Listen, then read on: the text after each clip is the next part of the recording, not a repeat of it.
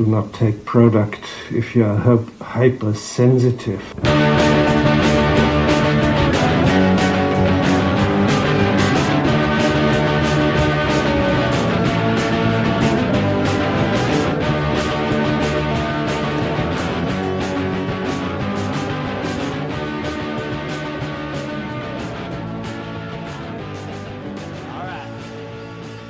Oh, hey, Internet, and welcome back to the Intoxicated podcast. I'm your host, Sarah, and this is typically a drinking podcast where I have my friends on, they choose a drink, and we chat about life. But this week, it was a caffeinated cast, and we drank coffee, lots of coffee. But of course, that does not take away from it at all, because this week, I have an amazing guest lined up for you guys. This one was a long time in coming, and after a lot of creeping on social media, I finally reached out to somebody that I think is a up-and-coming talent on the makeup scene, and that is Ashleigh MacDonald.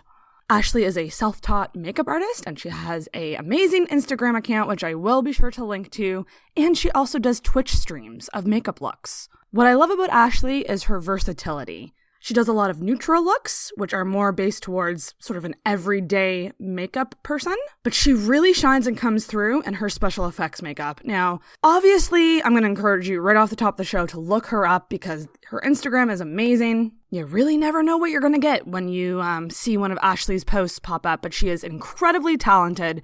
She's an absolute sweetheart. She has a lot of knowledge, and I wanted to do a podcast about makeup because I love makeup too. I'm pretty obsessed and I love talking about it, and I think it's something actually a lot of people want to hear about. And another thing I love about Ashleigh is she speaks very open and honestly about mental health. And so more than likely she will come back on and we will have a talk that's not about makeup, and we will talk about some more serious stuff because this girl got a lot to say and a lot of experience to speak to. So I really love that about Ashleigh's Instagram. I love that she's using her platform to talk about issues that are really important. So Ashleigh joined me for some coffee for an afternoon podcast recently, and I had an absolute blast. Now, this episode is going to be a two-parter.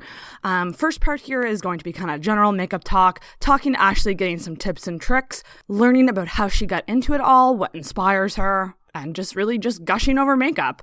The second part is a longer part, and that's when we're going to get into specific products for every type of makeup. And that one, let me tell you, if you're a makeup person, you are going to want to make sure that you listen to part 2. Just a small warning on this episode, I did get some new podcast equipment recently, some mic arms, because I'm trying to be fancy and I'm trying to up my game. Turns out that there is some wobbling sounds that you can hear through this episode, and we did have makeup all over the table, so there was a lot of product and stuff going on the table, and a lot of that did pick up on the episode. It's not that bad, but I just wanted to warn you guys, just let you know that I am aware of it, and obviously, it's never going to happen again. That's what podcasting is all about, people. It's about trial and error and learning from your mistakes. So from this point on, expect no more T-Rex footsteps in the background. So do make sure that you do check out Ashleigh's Instagram. I'll be sure to link to it. It is Ashleigh MacDonald 14, and that's Ashleigh spelled Ashleigh, and MacDonald, MacDonald 14. So that's her Instagram, and her Twitch channel is just twitch.tv/AshleighLeanne. Do make sure you are subscribed to the podcast on Apple Podcasts or wherever you find podcasts. And if you enjoy what you're hearing, leave a rating or review on iTunes. That would very much so help us out. You can follow the podcast on social media. That's Intoxicated Podcast on Facebook and Instagram. Twitter is _toxicated. Email any feedback you'd like to intoxicatedpodcast@gmail.com. And if you want to check out the blog post with both of these episodes, so both parts, you can go to our website at intoxicatedpodcast.com. All that being said, I'm going to get to the first part of my episode with Ashleigh MacDonald. Guys, welcome back to the Intoxicated Podcast. And this time, we're not drinking, but we are drinking coffee. This is a caffeinated cast. I think I should start as a series. Do morning podcasts and make it caffeinated cast. I love that. Yeah. So I'm here with Ashleigh MacDonald. Say hi. What's up, everyone? Yay. So this is a long time in the making. So 100%. Here's the story behind this. So, you're going to hear it in the intro, but we're talking about makeup today. And I'm here with a makeup expert. I'm calling you an expert, and I don't care if you don't agree. You're an expert. So you're an Instagrammer. You're a self-taught makeup artist. Yeah, makeup artist. Special makeup effects, artist. I'd say. 100%. Where I spend most of my time, my area. And you do a lot of special effects stuff. Yeah. And you're self-taught. So you taught yourself how to do all of this. 100%. Which is crazy. All from YouTube videos and just watching other people do it online and just putting myself into the makeup community. Yes. Which is huge. So I actually stalked Ashleigh for a long time. That sounds weird. It makes me really happy. So here's how it happened. And this is gonna be creepy. Hopefully she doesn't run away. But my friend Kurt knows I love makeup, and he's like, you should follow Ashleigh, because he used to work with you, and he's like, she does makeup stuff, and she's local, and I was like, hell yeah, I will, because I follow all of the the YouTubers, like any makeup person that's really on Instagram, because I'm just obsessed. Like, I could just scroll for days looking at makeup looks, and they're all like, in the States, they're all so far away. And so you never think like that they're accessible in any way at all. You know what I mean? Other than maybe tweeting at them every now and then and getting a response or 100%. something. So hearing that like someone was doing this like in Halifax, I was like, that is so cool. And so I totally started following you and stalking you. And like I remember being like, I'm gonna eventually ask her to come on. And eventually I was just like, I'm just gonna do it. I don't care. I'm just gonna send the message. I'm so glad you did. This person that I don't know. Hey, you want to come on and talk? And I just did it, and here she is, and we've kind of rescheduled a bunch, but finally we're getting together. And it feels good because I'm gonna be real selfish and talk about makeup for a long time, and I don't care what you think, because this is something I love. So I'm so excited to talk about it with you. Oh, I'm so glad to be here with someone else that's also just as passionate about makeup. This is so exciting. It's really, really cool, right? So what I want to know is how you got into makeup. Like, when in your life... Oh, we should say, we're drinking coffee. So this is not totally... So we're going to do a cheers. This is not a totally influence-free podcast. We are influenced by caffeine. All the caffeination. Yeah, it's a caffeinated. Is that a cast. word? Caffeination? Caffeination? Oh, totally. Totally, yeah. yeah. If it isn't, we're going to make it one. So. Yes. But how did you get into makeup? Because, like, everyone has different stages in their life where I think they really got into it or they really embraced it. So when was it for you? So for me, I was always... Well, you wouldn't know by looking at me now, but I was a tomboy. All of my friends growing up were guys. I was a tomboy. There's no other way to explain it. I didn't like makeup. I was scared of makeup. But then I started watching YouTube videos, and the first thing I saw was because the makeup community on YouTube is unreal. It's huge. It's in your face. It's just there. And I was like, holy shit, like, this looks fun. Yeah. So I saw the very first thing that I tried makeup related was, okay, so you know the movie Black Swan? Yes. So I tried to do Black Swan makeup. And oh my gosh. I sent a picture to my friend. I must have been 16 years old at this point. Like, it took me a while to really get into it. And I sent a picture and she was like, nope, that's ridiculous. You look so silly. And just like called me out completely on it. Oh my God. That's a bad friend. I know. Positive reinforcement. Come on. But I guess honesty too. I know. Important. I feel the honesty. But I don't know. Whatever it was, that comment really just like lit a fire in me. And I was like, I love makeup now. So I started getting more into it. I started to kind of diversify my products and stuff. I took a trip to Sephora and was like, holy shit, I can spend all of my money here. It's a whole new world when you walk in there. World. It's crazy. But it's hard for me to think about life before Sephora. Honestly, like when it was drugstore and MAC. Drugstore and MAC, 100%. Which isn't a bad thing. Lots of great products from both of those places. God, no. But no, I went to Sephora. I picked up the Naked palette, and that's when the obsession began. Is that where it starts for everybody? I feel like the Naked palettes are like where it starts for everybody, because it's the same thing with me. I got the Naked 2. Ooh. That was mine. Like, everyone was all about the Naked 1. And I think I was using a lot of MAC shadows when I started getting into makeup. See, I didn't have a huge selection when I first started. Well, I mean, nobody does when they first started getting in, but I wanted something with a bunch of colors in one, and I thought, you know what, this is a good step because naked is neutral. Yeah. Naked is neutral? Yeah. Yeah. Totally, it's totally all neutral. The nudes. And, I mean, they only had 3 matte shades in it. Got into the naked palette, and that's really where it took off for me. And then a couple years later, I moved out of my mom's house and in with a friend, and she was makeup obsessed. She had been since she was, I don't know, 7, 8. Like, she makeup really obsessed. Yeah. And she showed me like a whole new world. Like, I thought I knew the online community with makeup and YouTube. No, there is this whole other world. We started getting into Instagram and just seeing it like that in your face. And she was really, really into special effects makeup. And then that's where it really began. We started doing looks together. We started just experimenting. Like, it was a thing for us to go out every couple of nights to buy new products. And it was, even if only one of us was buying the product, we were just like, sharing is caring. Play with it together. Oh my gosh. Which is kind of better in a way because you're saving money. 100%. It's good to have a partner in crime with that. Right? But yeah, no, it kind of took off from there. And then it kind of died down a little bit. I got more into like the beauty side. I didn't do anything like, it was more of like a Halloween thing for the other makeup, like special effects kind of thing. It died down a little bit. And then a couple of years passed, and I was like sitting in my room one day, and I really was just like, feeling my spotty senses, and was like, I want to do Spider-Man makeup. I don't know where it came from. It just came over me out of nowhere. I didn't have any face paints at the time because I had gotten rid of all of my old Halloween junk. And I had these like Carob Othello pastel crayon things. Ooh. They were like a cross between a pastel and a colored pencil. I don't know. Oh, cool. The correct name for them. Yeah. I used them on my face. I wouldn't recommend that now, but I used them on my face. Yeah. You gotta do with what you got. Right?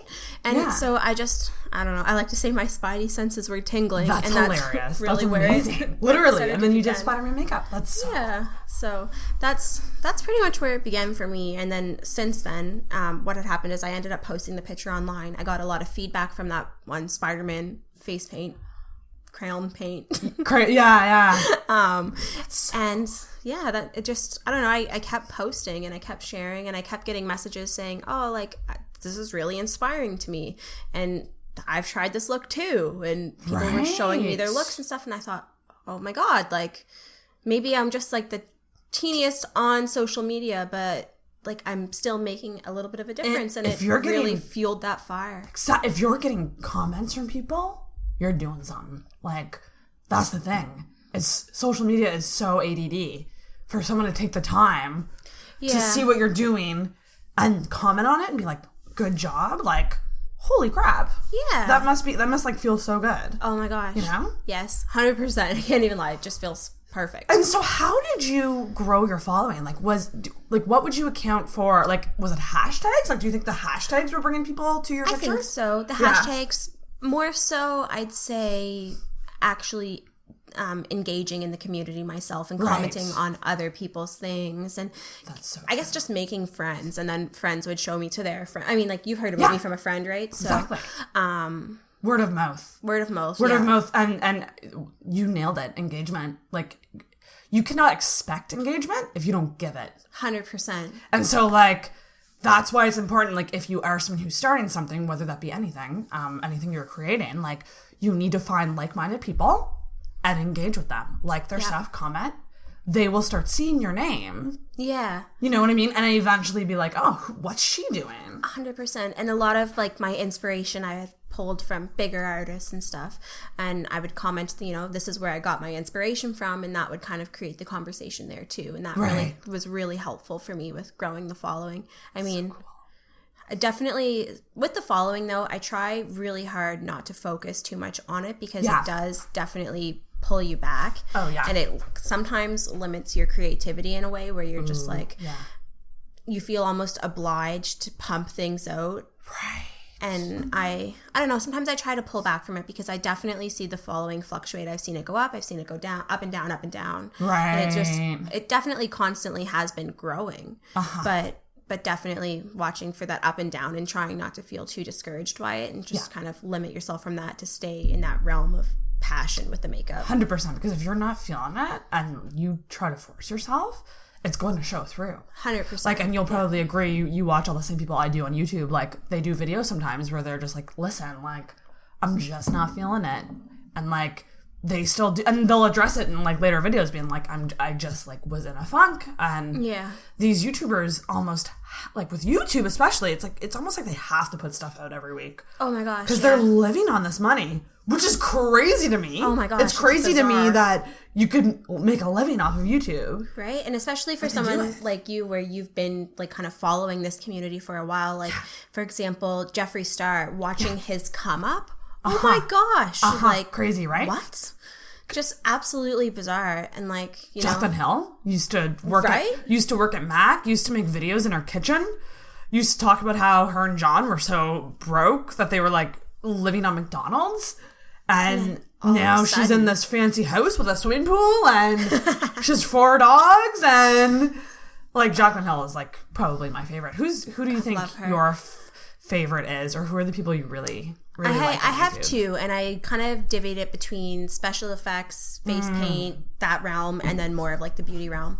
I'd say for the beauty realm, it's even 2 there. Shan XO, like Shannon Harris, and then Carly Bybel. Oh my god, yes, Carly Bybel. Do you have Carly. any of her stuff, like her palettes that she put out? I don't. No, I don't. Yeah. And I wish I did.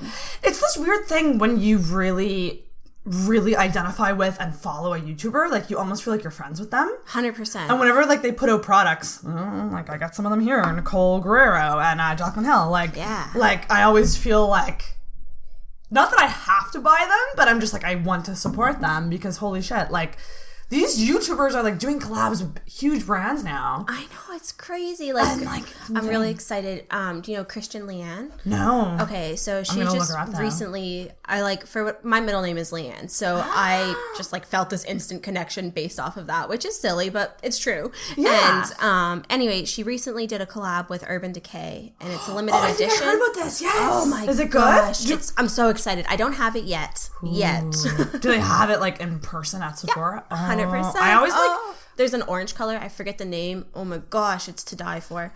Damn. So getting into colors, because that was my next question. What do you think you gravitate to? Like, okay, and here's the thing. I'm asking someone who is like the most versatile person on with the makeup. Like, I will go on your Instagram and like you do really nice like everyday looks, and then it's like, you know, a skull or like so it's funny for me asking you this because you do really crazy special effects makeup, but like on a day-to-day basis, what would you say is your favorite like color combo vibe that you like going for? Because you got beautiful brown eyes. I definitely stick with neutrals. Yes, me too. I'm really, really into the neutrals. Like I said, when I got into the Naked palette, that just opened a world of neutrals for me. And then, I mean, you have this sitting here. This is Modern another Renaissance one. Palette. The ABH Monitor, or ABH. Yeah, the Anastasia. Listen, if you're listening to this podcast, you know what ABH means. This is a good. This is true. If you know makeup, you'll know. But like, I'd say I like the pink colors, like Bon Fresco. Oh my gosh, I could wear that every day. Yeah, every single day. And I just like to go something really neutral on the eyes, and then I really kind of show through usually a pop of color on the lips. Which I love. You love the lip colors. Oh my gosh. Yeah. See, and that was like the big thing for me.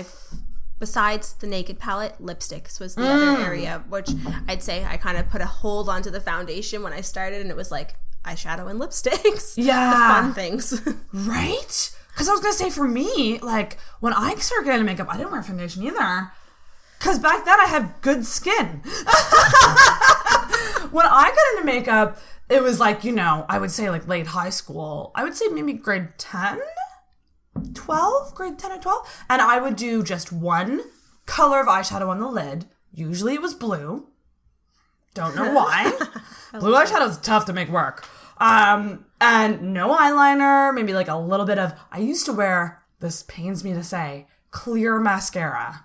Clear mascara. There was, CoverGirl had a clear mascara that would just kind of give your lashes like a little boost, but no color whatsoever. That's interesting. So it was the weirdest thing. Yeah. And I used to put it, I think my first foundation was a Revlon foundation, and I used to put it on with my hands. I love that. I am guilty of that sometimes still to this day. Well, sometimes like if you're traveling or like you forget a brush or you forget a sponge, like, well, it's good, and like the heat from your fingers I find really helps to blend it into the skin. That's very true. you got to get up and wash your hands right away afterwards, or you get foundation everywhere. All over, yeah. But the heat from the fingers, I find, really pushes it in. Like, sometimes I'm a little bit lazy with cleaning my beauty blender, and I shouldn't say beauty blender. I'm all about the Real Techniques blending sponge. Oh, interesting. Okay. Love it. It's a bit cheaper. It is cheaper, yeah. It is cheaper. And I find a lot of people will say they're either all for it or all against it. And I don't know if it's just a skin type or what it is, but it really works for me. And I don't know, because I have that, and I definitely don't use it as much as my actual beauty blender. But you're so right. Like, it's $30 for a beauty blender. Like, oh my gosh, it's so expensive. And if you go on Amazon, you can get 2 Real Techniques blending sponges for, I think, $15 or $16, which is, you get 2 of them. Yeah, hell yeah. So that's a good dupe for anyone who wants to get into beauty blender. And essentially what it is just a egg-shaped sponge. And because with foundation for me, like, I went from using my hand to using a brush, like a flat paintbrush looking brush, like actually just painting it on my face, and then I got the buffer brushes that were really better, and then I went to sponges, and I think with foundation I have not gone back. Like, I love a beauty sponge for applying foundation. I just feel like there's nothing better than that. Definitely the same way. I don't use brushes often. I did maybe a couple of weeks ago. I made a video on my Instagram where I was using a brush, and after I used the brush, I looked at it and was like, no, I gotta get the sponge. That's the thing. I usually apply it initially with a brush, and then I'll go in with the beauty blender. Yeah, it makes it look so much more flawless. And another trick with the beauty blender is, I don't know, do you set your foundation? Yes. Okay. I'm an oily bitch. I love it. Me too. Like, but also, I guess you could say I'm a combination, because my cheeks don't get oily. It's just my T-zone. Depends on the time of the year for me. In the summer, super, super oily. In the fall, generally still pretty oily. Wow, Winter hits, and it's just like, holy shit, you dry, girl. Yes. Oh, that's so true. The winter air. Oh my gosh, it's just bad. But one thing that I did learn, and I'm trying to remember where I learned it. It was maybe Makeup by Mario. Oh, okay. I love him. Kim's Kardashian makeup artist. Yeah.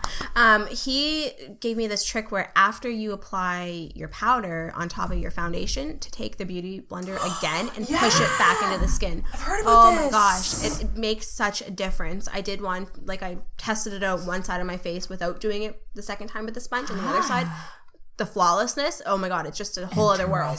Oh my god, I gotta start doing that more, because I knew about that, and I always forget to do it. It's like that extra step. It is. What do you think is a makeup mistake a lot of people make? Because that's tough for me, and I get asked this quite often on my Twitch channel. Yeah. And I find, for me, makeup is definitely more of an art. So yeah. It's like I associate it more with art rather than trying to look a certain way, I guess. And that's true. And if you are more in the creative realm, you probably abide by there's no rules. Like, just, I mean, this is a girl who put liquid lipstick all over her face, like, to get a look. So you're 100%. Probably, you're more open-minded in that sense. But I definitely think brows is a big struggle. I mean, for me, that's definitely my struggle bus. Like, brows, and this morning, so I've moved into a new beauty room, and all of my products are kind of scattered. So I actually applied my brows today with a lip brush. No way! Yeah. They look good. So I don't know. I was just trying to, like, show you guys, and realize we're on a podcast. Oh my god! Right? Just picture it. But you have really natural brow, like, you do the natural brow look. Definitely more of a natural brow look, and because I struggle with brows. Right. I'm not the best at it. I can't seem for the life of me to get them the right shape, whatever. Yeah. And so I think that was another part for me where I was like, you know what, take a step back. It doesn't really matter 100% if they're perfect. Yeah. But, there's definitely... Because when you try and make it look perfect, they look fake. Yeah. 100%. They're what's the quote? Like that they're sisters, not twins, or something? There's a quote about... Sisters, not twins. Yeah. 100%. Yeah, like one's gonna... Yeah, you just gotta kind of go with the... And I think when I started actually getting my brows, like, threaded, rather than waxed... How do you feel about that? It's painful? It hurts more, but, like, I mean, just deal with it. But the thing is like, it's cheaper. Yeah. And it's better for my skin to get it threaded, because, like, the wax breaks me out and I'll get pimples around my friggin' eyebrows. But not to mention, like, a lot of people who do threading are usually Indian women, and and they have fucking beautiful brows and they know what they're doing. Yeah, the only reason I know of that is my friend Sarah, and she's Indian herself. Yeah. And, does she do threading? Yeah, that's how I've never tried it myself. You should try it. So there's a place in the mall right now called Curves, and it's actually like just a brow bar. Like they do waxing and threading. Okay. You can get a thread for $11. Wow. It's cheap. Even better, and maybe I'll even plug her in this, but there is an Indian woman here in Halifax who does it out of her basement for $5. I was going to say that must be where Sarah goes, because it's funny, her name's Sarah too. Yeah, it must be. She's in the North End. Yeah. And she does it over basement, which I know it sounds sketchy, but I promise it's not. It's $5. And let me tell you, I give her 10 because I'm just like, she's so quick. It's no time. Yeah. And so it's a little more painful than waxing, but it's still like a quick process. Like they just go. And you have awesome brows. Oh, so thank you. Like I try. When you say sisters, not twins, yours are definitely twins. That's a lot of me filling them in to be twins, but I'm trying my best. I go for a bold brow. And I know that like not everyone likes that, but I like a bold brow. Bold brow. And I feel like if I'm not wearing a lot of makeup, a bold brow and just some mascara, maybe a little bit of highlight just to pop out those cheekbones. Yes. A little, would you? The teeniest amount. Ooh, that's a good question. So like desert island situation. Like let's say you're stranded and you could only bring, let's say it's 3 makeup products. 3. What would you bring? That's a good one. All right. So hard for me to pick 3. Oh my gosh. Let's see. It's tough, right? Okay, so Nyx makes this micro brow pencil. She's like, I have it. Yes. Have it right here. Oh my god, it is such a good dupe for the Anastasia Brow Wiz. It's oh my amazing. god. And it's like half price. Yeah. It's amazing. So I would pick that because I find a pencil like that is the easiest way to fill in my brows. Today I did them with powder and I don't like how they turned out as much as if I had have used my brow pencil. Right. The next thing I would bring is definitely mascara. So my all-time favorite mascara, it's Dior Iconic Overcurl Mascara. I love that stuff. Oh my god. I've gone through 6 of them, 6 or 7. They are so good. So good. They're like $40. It's a bit pricey for mascara, but that, I mean, if you're going to a desert island, take your pricey mascara. 100%.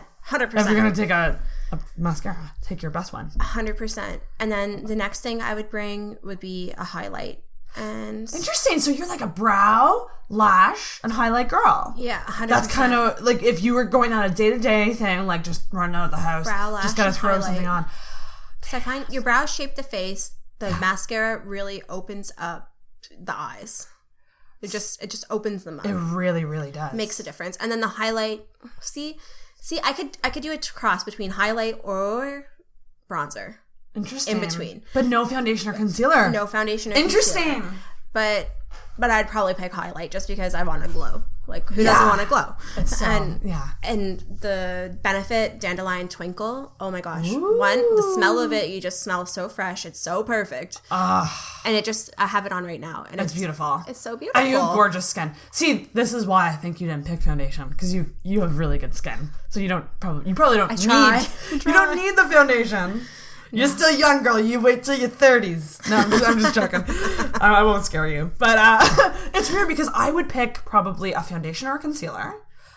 I would probably pick maybe just a foundation because you can use that as a concealer. 100%. You know, it's kind of one of those. But then the other way around, I've used the Fit Me concealer as foundation before, admittedly. And I've heard of people using the Shape Tape as a foundation. I was going to ask you if you've ever used that. I've never. Have you? No, not me either. I wrote it down just to... I really want to try it. I think I might order it for my birthday. I think you should. You should. Because it's kind of one of those things. Concealer to me is just because I do have skin problems. So even just adding that makes me feel a little bit better. And so Tarte Shape Tape, if you don't fucking know what Tarte Shape Tape is, you're living under a rock because it's the only concealer anyone's talking about. It's pretty much replaced. It used to be NARS Creamy Concealer. Yeah. And now it's just replaced it. And there's now a Shape Tape foundation apparently. I've heard of that. Yeah. So I would do concealer or foundation. And I would probably, maybe I would do brows too. I would maybe do a brow and maybe It's hard for me to pick eyeliner or mascara, but maybe mascara. Mascara. So we're the same on the brows and the mascara, but I would do foundation over highlight. Foundation. Because I'm oily and I get a natural highlight from all the oil. I love that. That's awesome.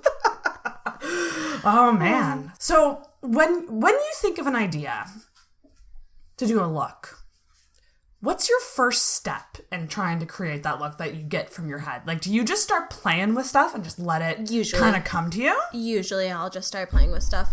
It depends if it's the ideas come directly from my head or if I've seen inspiration elsewhere. Right. If I find inspiration elsewhere, my first thought is to try to change up the colors so that way I can start flowing it in my own way, because if I'm doing colors exactly the same, I find my look ends up looking very close or nearly identical to what the other person has done through my inspiration. Right. So my first thought is okay, how can I change up the colors? Yeah. What's going to complement each other in that regard? Other than that, a lot of my inspiration I've been getting lately is I have a Twitch channel, so I go live on Twitch and I'll just kind of ask my viewers what they think, what's the next step, and I'll go from there and really play off of their ideas. That is so cool. On the spot. Oh my gosh. It's like a choose your own adventure with makeup. Yeah. Oh my god, that's so freaking cool. I never knew you did that. Oh, it's so fun. It's so fun. Choose your own adventure. I love that way. With makeup. Yeah. It's perfect. It's like, what should I do next? Should I do this or this? I don't know. You let them decide? That's so cool. Go from there, which is, it's so fun. And it makes the look completely different than where I would have gone originally, because everybody has different ideas, right? So, but that's a lot of fun. I'm just trying to think, there's so I'm so all over the place with makeup. I love every area of it. Right. So there's so many areas. But I feel like with you, the special effects is kind of your passion. 100%. Kind of your area. Do you ever want to work in special, would you ever want to go work for a movie or something? Oh my gosh, my dream is to go out west and Walking Dead. Hire this girl. Yes. Pick me. Scott Gimple or whatever your name is, if you're listening. Just hire Ashleigh. I'll leave her info below. You can reach her. Hire her. Oh, thank you so much. Thank you. No, you should go for it though. It's so... You should, because you have a talent. And the thing is, too, is a lot of people might look at your Instagram and just be like, oh, she went to school for it. She learned how to do that. It's even more inspiring knowing that you taught yourself how to do that. Yeah. That's even, because imagine what you could do with more training. You would and I think that's, which is a good thing, I guess. That is a good thing. I'm really proud for being self-taught. Yeah. But that's where I kind of feel more of my fear moves in. Yeah. I'm are they going to pick me? Or are they going to pick somebody with a certificate? And for living in Nova Scotia here, for as far as freelancing and practicing makeup on other people, we're not allowed to practice without a certificate. Which is, I think, kind of, I don't know if that's the same for all provinces or in the States or, wherever. But I know here in Nova Scotia, I can't physically price my skills or anything like that, or price my, what am I trying to say? Services? Yeah, price my services. Yeah. I have to actually just, the only way I could practice makeup, if you came to me, I'd be all right, you can donate to me. Right. Whatever you think this is. But you can't be these are my services and these are my prices. Yeah, not allowed. So you could do makeup for friends. Yeah, definitely. Obviously. Yeah. But if you were to say put yourself out there as a business, you would need some sort of certification. 100%. Interesting. 100%. Which is, I think it definitely holds people back. I know it holds me back sometimes. But at the same time, it's not 100% necessary. There is tons and tons of famous makeup artists, if you will, that are self-taught, that just pushed through the industry, put themselves out there. That's so true. And it's really just about, I think, getting past that stage and stepping outside of your comfort zone. Oh my, you nailed it. Stepping out of your comfort zone. Because it's really nerve-wracking to put yourself out there, no matter what you're doing. And it's just you do see the Jaclyn Hills, No, I don't think she had formal training. I think she worked at MAC. I think you get some sort of training from MAC. But I mean, now she has her own makeup brand. Yeah. You don't have to go the formal route. No. In fact, Because even if you go the formal route, you might not have that motivation to actually put yourself out there. Yeah, and not only that, like even with the formal route, like it's not necessarily that you're gonna be the chosen one, like necessarily. Yep. It doesn't necessarily matter. It's one way or another. You're gonna either make it happen or you're not. Exactly. So true. So do you think that's your end goal, to eventually work in special effects? Yes. Oh, that's definitely. So exciting. I have two sort of end goals. So I also advocate a lot for mental health. Yes. So I'm somebody that lives with borderline personality disorder, and I'm really, really passionate about making the world aware of that. I won't get too much into that because I know I want to talk about makeup. And it might be another episode. Maybe you'll come back on and talk about it. Ooh, that could be exciting. Because I think that's a very important topic. But something that I really thought about was like, I want to end game. I think one thing is to have my own makeup brand. Yes. I would like to have my own line of lipsticks. I've dreamed of that since I was first starting to get into makeup, and I would love it. It's just the coolest idea for me. So I would like to do something with the brand that incorporates mental health awareness. Oh my God, that's so cool. So I have a couple of ideas, but nothing, pushing through the works yet. Right. Just the ideas floating around, but I would love to be able to do that. And then not only that, I think it would be really cool to get into a movie somehow. So to have my work in production, oh my gosh. Mm-hmm. The dream. The dream. I think that's one thing that drew me to you too, was the fact that you had these amazing pictures and you were doing all this amazing stuff with makeup, but you were talking about stuff that was really, really real and stuff that a lot of people go through. And the combination of that and talking about mental health is extremely interesting to me. Yeah. Because you're hitting so many different people that way. Yeah. You know what I mean? This is true. And it's not a lot of people want to talk about what they struggle with. Yeah. You know what I mean? Like, oh, it's hard to put yourself out there and to be vulnerable. It's scary. It's really scary, especially something like that where it's like, you're diagnosed with something, you have this, and you've lived it, and you've been through it. And it's just like, I do think we are moving into this time where we're being more open about mental health, which I think is great. Oh, it's so important. The only way to break down the stigma is to get that conversation going. It's so important. There's no other way to put it. You could do so much cool stuff mixing the two. Like what you just said, like making a makeup line, incorporating mental health into it somehow, whether that be, I don't even know, like you could donate a certain portion of it to a nonprofit or you see, like with makeup, like when you think about makeup, the first thought in your head is definitely not mental illness. Nope. Not mental health, not mental illness, not your well-being. You're thinking about makeup, you're thinking about beauty, you're thinking about what look you're going to create next, not, what's going on inside your head. And I think that bringing it into this community is something that I'm passionate about because it's not talked about in this community specifically. Like for a long time, I was interested in fitness, and had I have gone a different route with my social media and posted more about my fitness journey or anything like that, there's a closer tie with mental health there. Yes, that's true. Right? Because it's like wellness and like exactly. health.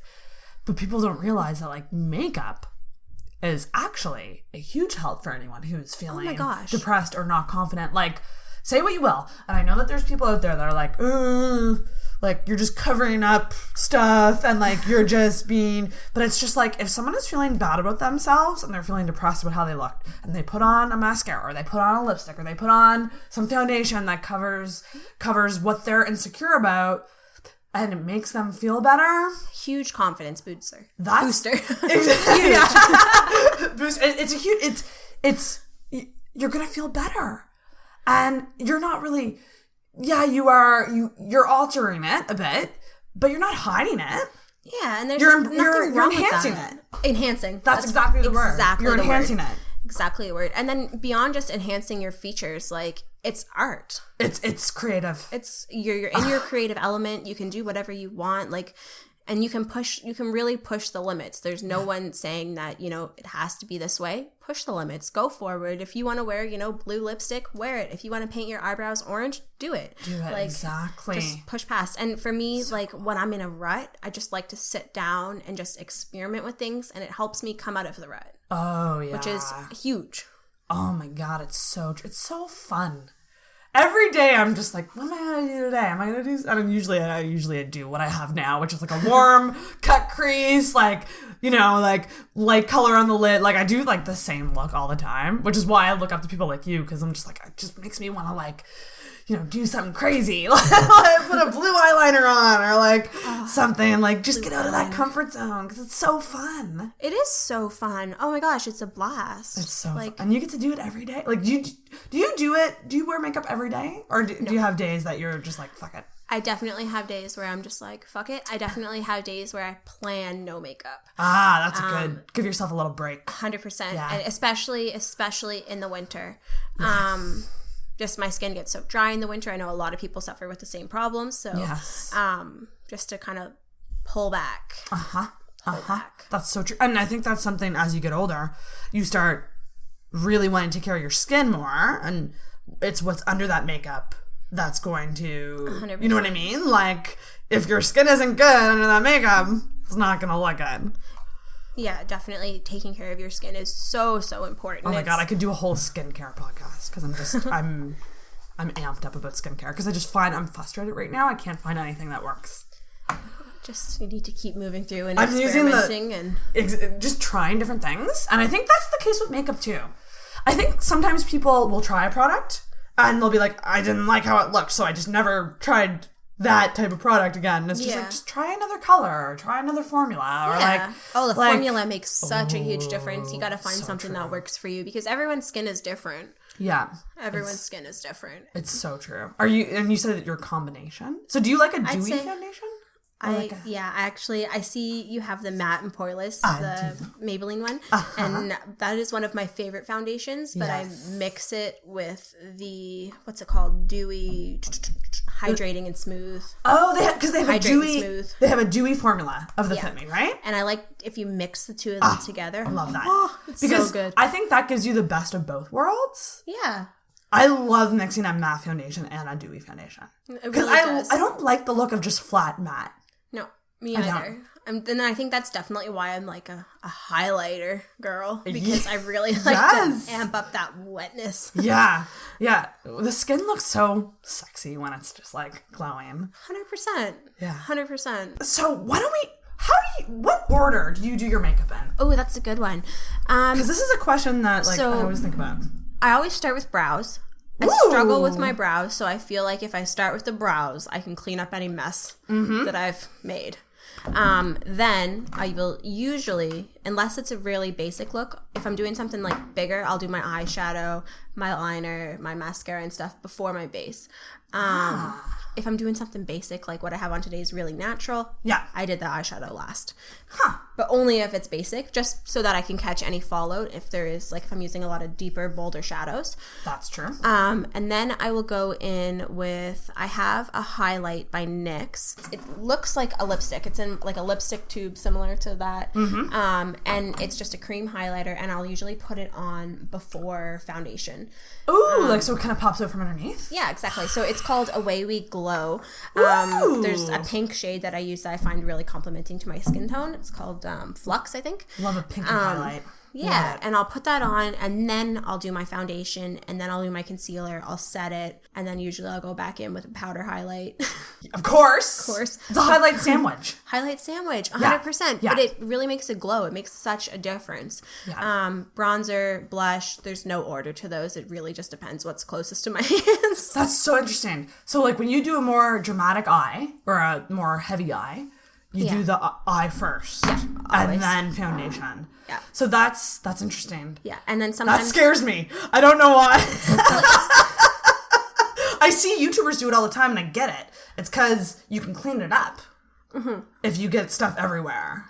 100%. It's sometimes it's hard to make it look like it's blended into your skin seamlessly, especially if you have, foundation getting close to your eyeshadow. So what I'll do is whatever I've used for a transition shade, that light transition shade, I'll go back over top at the end once I have the foundation on, if I need to blend it out. That way it really has that seamless, it's on my skin, it's not just plopped there. Good tip. Getting such good tips here. Because I do foundation always first. Foundation first. I don't know why. I really need to try doing it the other way around. Yeah, switch but it up. I do the foundation first, then brows, then eyes, And then, like, usually once I smoke out the lower lash, then I'll go in with concealer, which is odd because I don't do the concealer with the foundation. I wait.